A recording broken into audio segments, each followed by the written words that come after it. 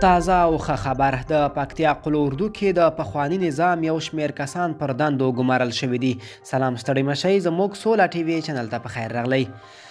د پکتیا ولایت چارواکي وایي چې دغه ولایت په 203 قلو اردو کې د پخواني نظام یو شمیر لوړپوړي کسان پر دندو ګمارلي دي. د دوی په خبره دغو ټاکل شوي نوي کسانو تر دې مخکې هم په منصوري قلو اردو کې برحاله دنده درلودلې چې له څو میاشتو وروسته بیرته دندو ته راغوښتل شوي دي.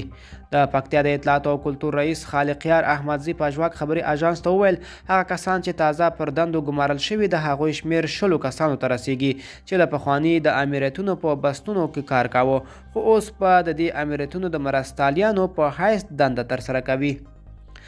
نوموړي وویل په دې بستونو کې د سوق ادارې، پیژند، توپچي، لوژستیک، سرطبابت، تعلیم او تربیتي، مدیریت مالي، عقیدتي او فرهنګي امریت، د مخابري امریت، د ګارنیزم قمندانۍ او ځینې نور بستونو شامل دي.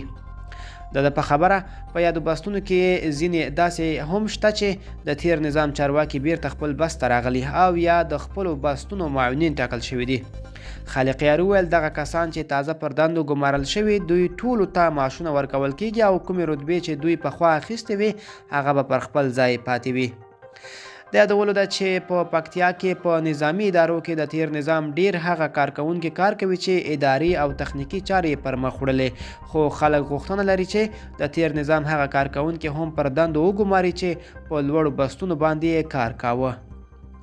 ملګرو، دا به زموږ چمتو شوی ویډیو. د لا ښکلو ویډیوګانو لپاره زموږ سوله ټي وي چینل سره پاتې شئ. تر بلې ویډیو ښه وخت ولرئ.